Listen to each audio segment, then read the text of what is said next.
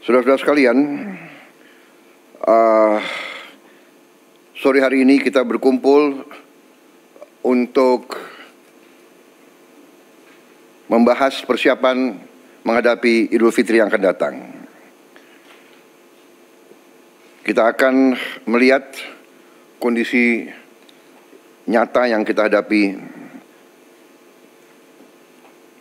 dalam 10 hari terakhir bulan Ramadan ini.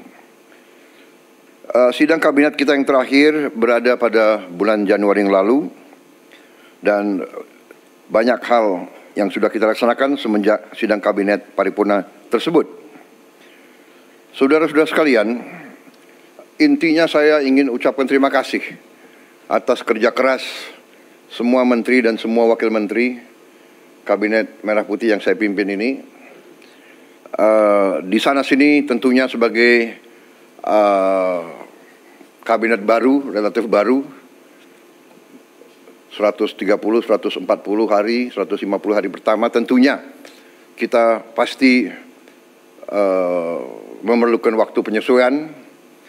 Tetapi saya merasakan ada kerjasama yang baik dan ada pekerjaan yang cepat, yang sangat intensif dan sungguh-sungguh dari saudara-saudara sekalian.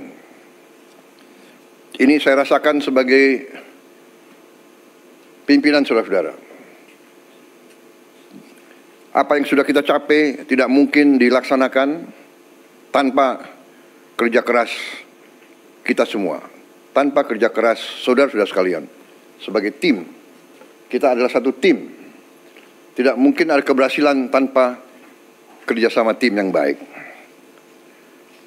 Ya, mungkin kita masih prihatin tim nasional sepak bola kita belum berhasil, tapi kita yakin pasti akan lebih baik di saat-saat akan datang. Ini juga ada tim yang baru, ya kan, pelatih baru, tim teknis baru. Jadi saya percaya kita akan mencapai hal yang baik. Ini sepak bola ini adalah sesuatu yang penting karena rakyat kita memang merasakan bahwa sepak bola itu menggambarkan tekad kita, menggambarkan semangat kita. Indonesia tidak boleh dianggap remeh oleh bangsa manapun di dunia, termasuk terutama di hal-hal seperti olahraga. Saudara-saudara sekalian,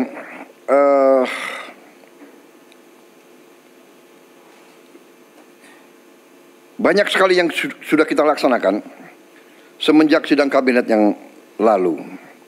Mungkin karena banyaknya inisiatif kita, banyaknya terobosan kita, banyaknya kebijakan kita, mungkin narasi ke rakyat mungkin kurang sempurna, kurang intensif. Ya, ini saya kira perlu kita perbaiki komunikasi kita kepada rakyat. Ya, saya juga terus terang aja sangat terkesan dengan banyaknya kebijakan yang bisa kita keluarkan dalam waktu singkat. Dan ini karena kerja keras para menteri, para wakil menteri, para kepala badan. Saudara-saudara, salah satu yang utama yang harus saya sampaikan adalah bahwa di saat bulan-bulan ini, apalagi menjelang Ramadan dan Idul Fitri, kondisi pangan kita aman, kondisi pangan kita cukup terkendali. Saudara-saudara, ini jangan dianggap hal yang ringan. Kita negara keempat terbesar di dunia. Jumlah penduduk kita sangat besar. Dan bertahun-tahun kita selalu khawatir dengan keamanan pangan kita. Kita selalu khawatir kita harus import Alhamdulillah tahun ini produksinya sangat baik dan saya monitor harga-harga sampai hari ini terkendali. Mungkin harga cabai rawit yang agak naik beberapa saat yang lalu, mungkin sekarang sudah mulai turun ya. Tapi saran saya jangan terlalu banyak makan terlalu pedas. Saya waktu muda sukanya pedas sekali, sekarang dokter melarang saya makan terlalu pedas. Yang muda-muda silakan. Jadi kita bersyukur ya, dan semua pihak yang bekerja keras ya, saya mau ucapkan terima kasih semua pihak di bidang pangan, pertanian yang mendorong hal ini. Pangan adalah yang paling utama ya. Harga saham boleh naik turun, pangan aman, negara aman. Sudah.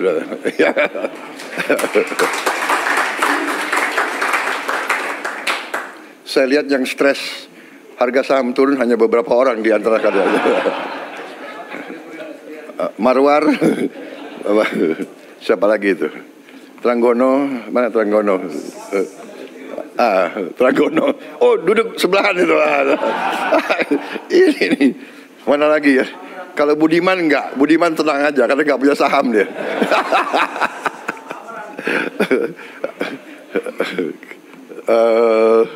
Siapa lagi ya? Amran.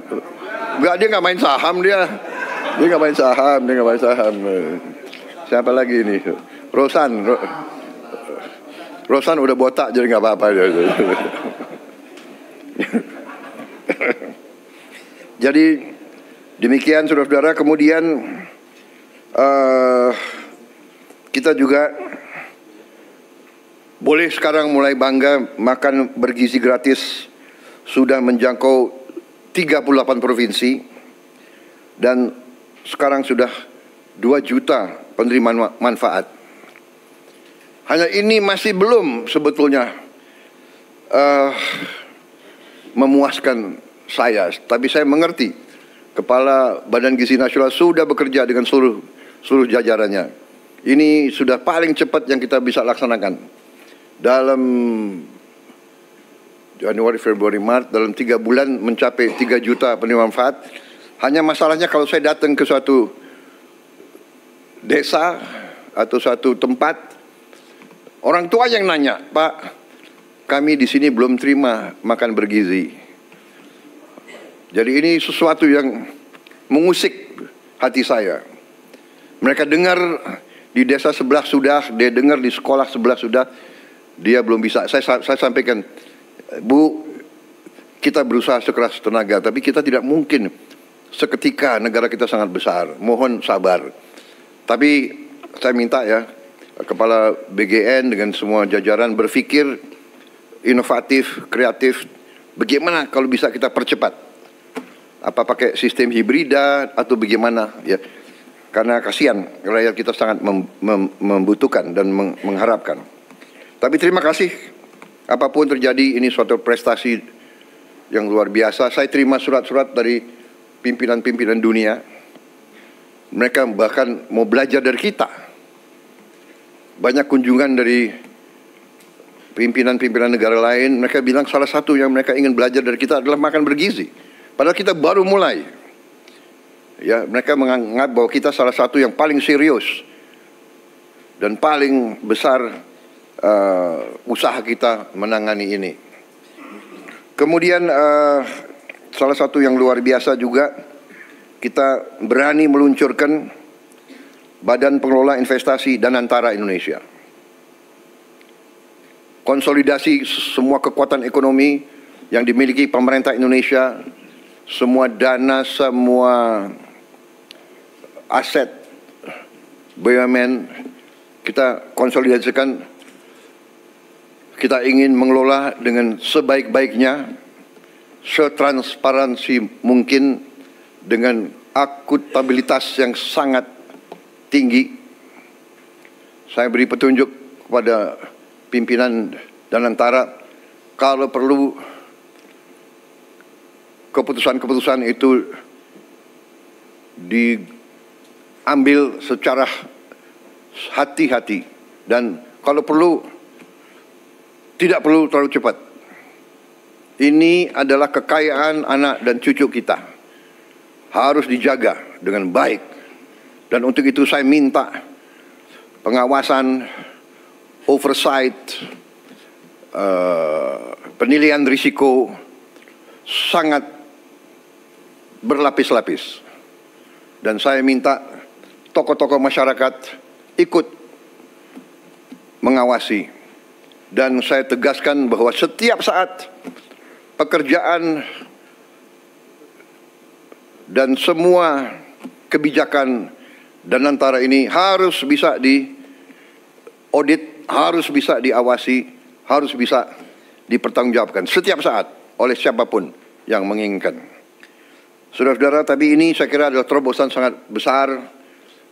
Dengan demikian, saya yakin manajemen semua aset di bawah Danantara akan lebih baik karena kita akan pakai manajemen yang berstandar internasional. Juga dengan beberapa penasihat-penasihat tingkat internasional kita ingin mengajak. Saya juga melihat bahwa kita sudah mulai meluncurkan program cek kesehatan gratis untuk setiap warga negara. Ini sudah mulai di roll out dan sudah berjalan. Saya kira ini juga salah satu terobosan saya kira di dunia, saya kira ya, Menteri Kesehatan ya. Tidak semua negara punya program seperti ini. Kemudian kita juga mengeluarkan peraturan pemerintah nomor 8 tahun 2025, yaitu kewajiban menyimpan devisa hasil ekspor sumber daya alam di dalam negeri bagi semua perusahaan yang menerima kredit dari bank pemerintah dan yang menggunakan aset milik negara bersifat HGU atau HTI atau hak pakai. Itu adalah aset negara. Dia terima, dia manfaatkan aset negara, dia terima kredit, dia wajib hasil usahanya harus disetor di Republik Indonesia 100% dan minimal waktu 1 tahun. Ini saya diberi laporan kalau sudah berjalan ini akan menambah devisa kita 100 miliar dolar 1 tahun. Karena ini mulai berlaku 1 Maret, jadi mungkin tahun ini baru sekitar 80 miliar dolar yang akan masuk. Jadi saya ucapkan terima kasih semua pihak yang berhasil sampai Danantara Indonesia diluncurkan. Tadi Danantara cek kesehatan juga sudah berjalan dengan baik, devisa hasil ekspor juga berjalan. Kemudian kita juga sudah putuskan kemarin saya resmikan juga peluncuran bank emas pertama di Republik Indonesia. Kita memiliki cadangan emas ke-6 terbesar di dunia. Ke-6 terbesar di dunia. Tapi kita baru punya bank emas baru tahun ini. Berapa minggu lalu saya resmikan. Jadi juga terima kasih semua pihak yang akhirnya kita sekarang punya bullion bank, bank emas, sehingga rakyat bisa menyimpan emasnya di Indonesia dan tidak di negara lain. Ada negara lain tidak punya satu pun tambang emas, tapi dia punya bank emas, kan itu aneh itu. Kemudian saudara-saudara, kami sudah putuskan juga untuk membangun tahun ini, kita harap sudah segera akan mulai dibangun 200 sekolah rakyat berasrama untuk SD, SMP, SMA berasrama, dan ini sekolah berasrama ini diperuntukkan untuk kaum yang kurang mampu khususnya. Jadi kita dengan ini kita hendak memutus mata rantai kemiskinan. Anak orang kurang mampu, anak orang miskin tidak boleh miskin.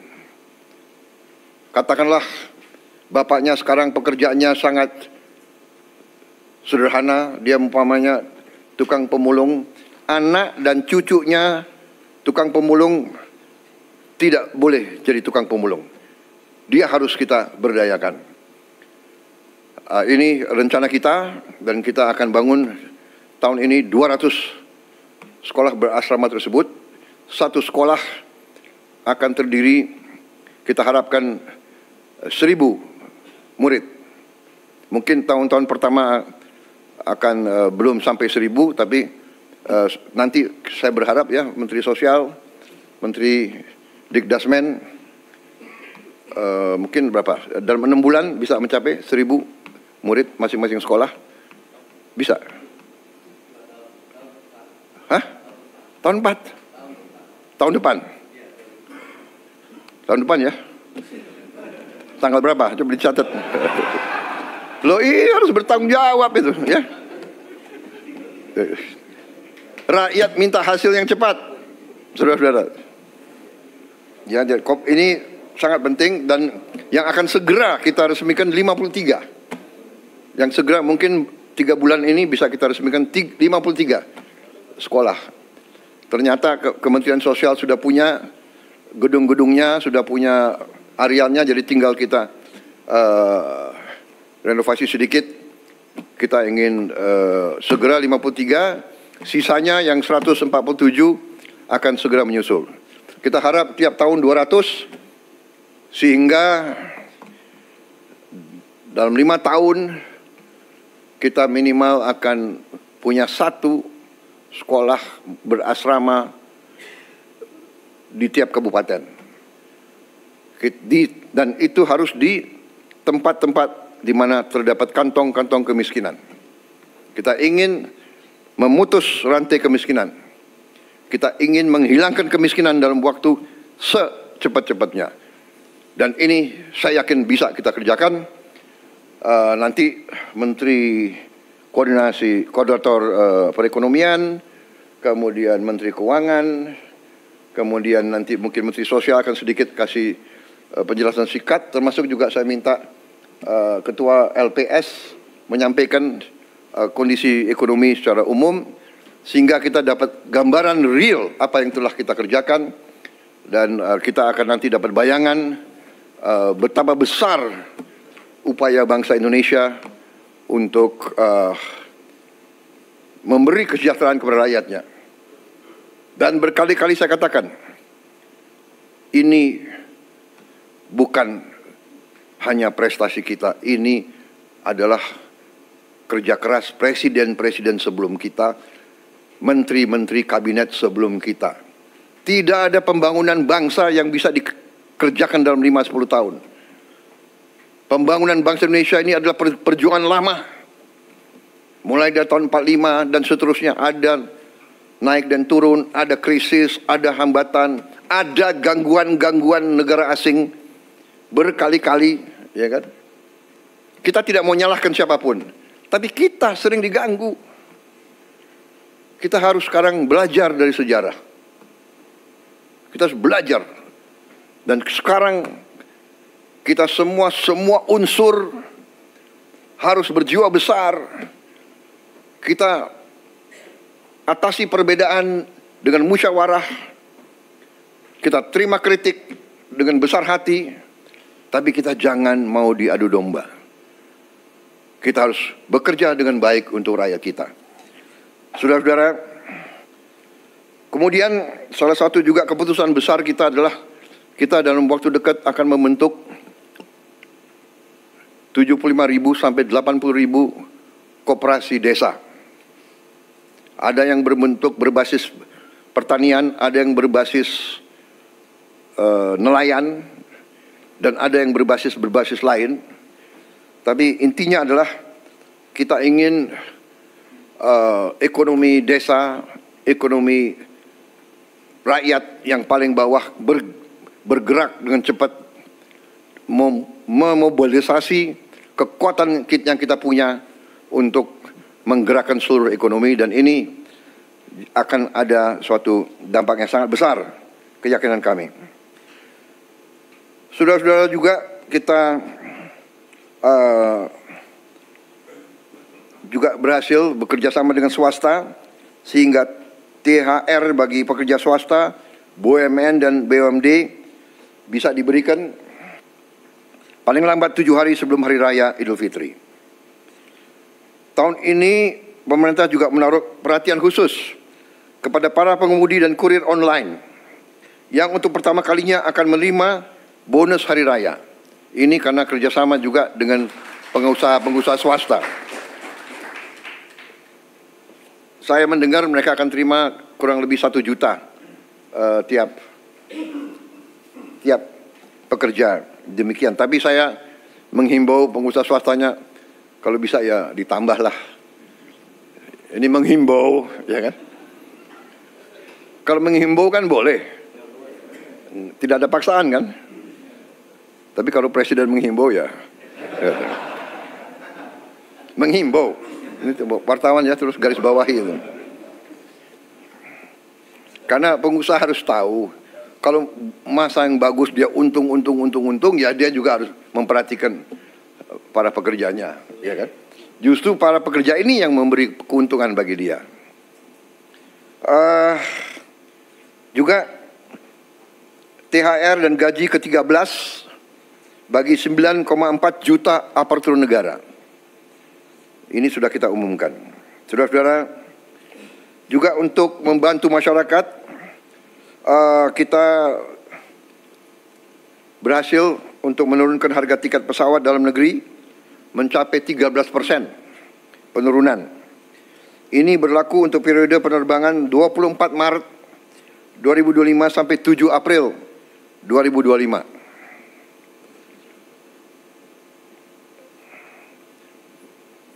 Nanti Presiden juga akan menghimbau, kalau bisa ditambah, tapi menghimbau. Enggak, ini sudah luar biasa. Kemudian penurunan tarif jalan tol sebesar 20% di berbagai ruas jalur mudik selama 2 minggu. Juga diskon 25% penurunan harga untuk tiket kereta api sesuai tanggal yang ditentukan. Juga saya ucapkan terima kasih, beberapa kementerian lembaga mengeluarkan kebijakan untuk membantu mengurangi beban masyarakat dengan memberi bantuan mudik gratis, hingga juga ada diskon mencapai 50% untuk provider seluler dari Kementerian Komdigi.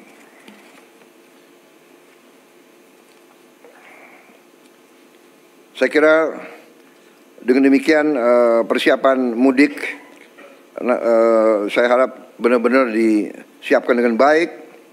Kemudian alur lalu lintas dijamin harus berjalan lancar melalui jalur darat, kereta api, udara, dan laut. Tentunya Menteri Perhubungan yang akan leading dalam pengendalian dan koordinasi hal ini semua. Menteri Perdagangan memantau terus ketersediaan bahan pangan dan harga bahan pokok.